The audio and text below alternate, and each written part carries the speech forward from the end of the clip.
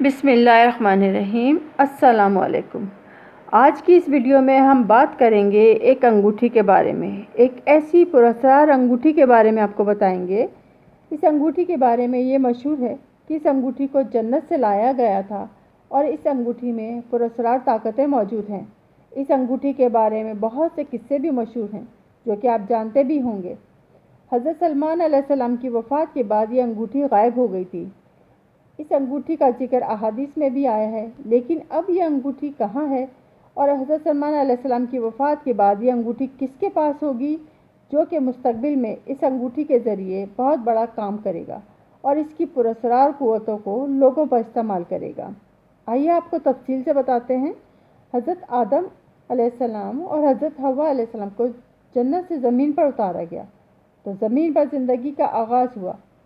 کافی عرصہ گزرنے کے ساتھ ساتھ انسان زمین پر پھیلنا شروع ہو گئے تو اللہ تعالیٰ نے حضرت جبرائیل علیہ السلام کو یہ کام سونپا کہ زمین پر موجود نیک انسانوں میں سے یہ انگوٹھی اس کو سونپ دی جائے۔ تو حضرت آدم علیہ السلام سے یہ انگوٹھی حضرت داؤد علیہ السلام کو سونپ دی گئی۔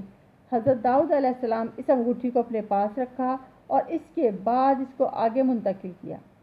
حضرت داؤد علیہ السلام نے حضرت ابراہیم سے 1000 برس کے بعد 500 سال تک حکومت کی۔ وہ بنی اسرائیل کے طاقتور بادشاہ اور نبی تھے اور طالوت کی طرف سے جالوت سے لڑے اور جالوت کو قتل کر دیا۔ تب اللہ نے آپ کو بادشاہی اور نبوت عطا کی۔ اس وقت بنی اسرائیل کے لیے تورات نازل ہو چکی تھی، لیکن وہ شریعت موسیٰ کو فراموش کر کے راہ سے بھٹک چکی تھی۔ تب اللہ نے ان کی ہدایت کے لیے زبور نازل فرمائی۔ روایت کے مطابق انگوٹھی حضرت داؤد کو سونپ دی گئی اور جب حضرت جبرائیل علیہ السلام آپ کے پاس انگوٹھی لائے تو ایک عجیب واقعہ ہوا۔ حضرت جبرائیل علیہ السلام نے انگوٹھی دیتے وقت حضرت داؤد علیہ السلام سے کہا کہ اے داؤد، اس انگوٹھی کا خیال رکھنا اور اپنے بعد اس کو اب ایسے شخص کو سونپ دینا جو کہ آپ کے سوالات کا جواب دے جو اللہ کے حکم پر میں نے آپ کو بتائے، اور جو بھی ان سوالات کے جواب دینے پر کامیاب ہوا وہی اس انگوٹھی کا اور اس حکومت کا حقدار ہوگا۔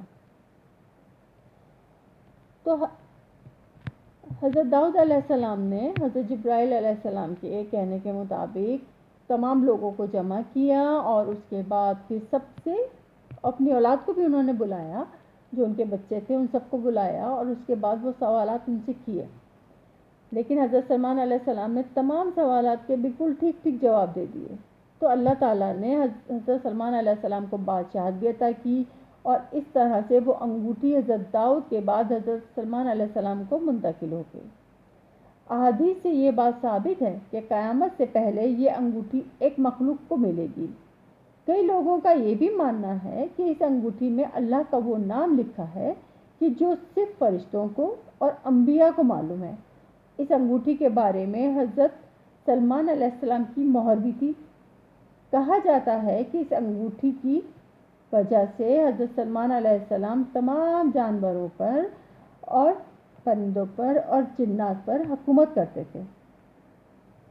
اس انگوٹھی کے بارے میں یہ بھی مشہور ہے کہ اس انگوٹھی کے ذریعے اللہ نے حضرت سلمان علیہ السلام کو ایک آزمائش میں بھی ڈالا، اور ایک یہ واقعہ اس طرح سے مشہور ہے کہ آپ کے پاس ایک انگوٹھی تھی، اس میں اسم اعظم تھا اور یہ انگوٹھی کی وجہ سے کسی وجہ سے گم ہو گئی اور وہ کسی طرح سے شیطان کے ہاتھ آ گئی اور اس طرح سے تخت و سلطنت سے آپ محروم ہو گئے۔ ایک عرصے کے بعد یہ انگوٹھی شیطان کے ہاتھ سے کسی طرح سے دریا میں گر گئی، پھر اس کو ایک مچھلی نے نگل لیا، پھر وہ مچھلی حضرت سلمان علیہ السلام نے پکڑی اور جب مچھلی کو چیرا گیا تو وہ انگوٹھی آپ کو مل گئی۔ اس طرح سے حکومت اور سلطنت آپ کو مل گئی۔ یہ واقعہ جو ہے اس کا علم تو صرف اللہ کو ہے۔ حضرت صلاح الدین ایوبی کے دور میں ہیکل سلیمانی کے نیچے جادوئی کتابیں رکھی گئی تھیں جن کو یہودیوں نے نکال لیا۔ یہ وہ کتابیں تھیں کہ جن کے بارے میں بہت ساری باتیں مشہور ہو گئی تھیں۔ ان کتابوں کے بارے میں یہ بھی مشہور ہے کہ حضرت سلمان علیہ السلام نے ان کتابوں کو اپنے تخت کے نیچے دفن کیا تھا۔ یہودی اس دور میں حضرت سلمان علیہ السلام کی انگوٹھی کی تلاش میں تھے، اس لیے کہ ان کا ماننا تھا کہ اگر انگوٹھی ان کو مل جاتی ہے تو وہ دنیا پر حکمرانی کر سکتے ہیں، دنیا کی تمام شیاطین کو اپنے قابو میں کر لیں گے۔ اس وجہ سے پوری دنیا میں ان لوگوں کا ایک راج ہو جائے گا اور ان کی ایک حکومت ہو جائے گی۔ لیکن آج تک ان کو کوئی سراغ مل ہی نہیں سکا ہے اور نہ ہی ملے گا، کیونکہ سلمان علیہ السلام کے بعد یہ انگوٹھی ملے گی تو صرف اس کو جو حق پر ہوگا اور جو سچ پر ہوگا۔ حضرت سلمان علیہ السلام کے بعد یہ انگوٹھی جس کو ملے گی وہی اس انگوٹھی کو ان کافروں کے خلاف استعمال کرے گا۔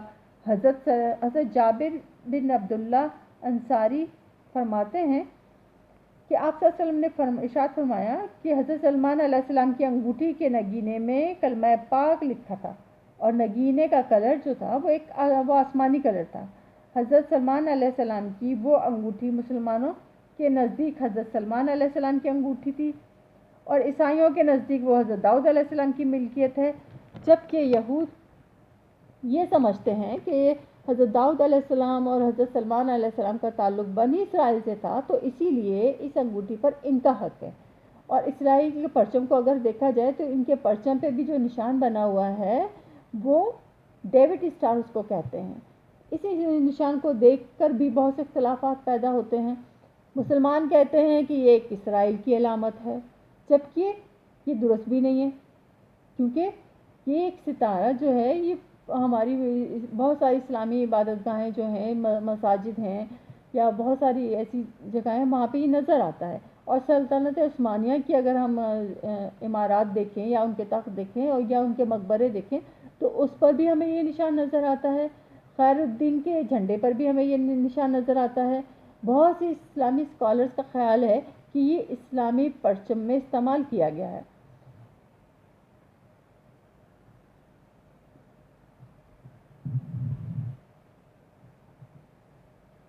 تو اس معاملے میں انتہائی احتیاط کی ضرورت ہے۔ حضرت سلمان علیہ السلام کی اس انگوٹھی کی جھلک جو ہے بہت ساری فلموں میں بھی دکھائی گئی ہے، جس میں دکھایا گیا ہے کہ ایک طاقتور انگوٹھی ہے اور وہ کسی وجہ سے کسی انسان کے ہاتھ میں لگ جاتی ہے اور پھر اس انسان کے پاس جو ہے بہت ساری عجیب و غریب طاقتیں آ جاتی ہیں۔ تو بس اس طرح کی جو فلموں میں بھی بتایا گیا۔ حضرت سلمان علیہ السلام کی وفات کے بعد یہ انگوٹھی غائب ہو گئی تھی اور تلاش کرنے پر بھی یہ انگوٹھی کسی کو نہیں مل سکی، اور اس کا علم صرف اور صرف اللہ کے ہی پاس ہے، کیونکہ وہی ہر غائب اور حاضر کا جاننے والا ہے۔ لیکن یہ بات احادیث سے ثابت ہے کہ یہ انگوٹھی زمین سے نکلنے والے ایک جانور دابۃ الارض کے پاس ہوگی، کہ جس کے ذریعے وہ مسلمان اور کافر کی پیشانی پہ مہر کرے گا، مسلمان کے پیشانی پہ میم لکھے گا، کافر کی پیشانی پہ کاف لکھے گا۔ تو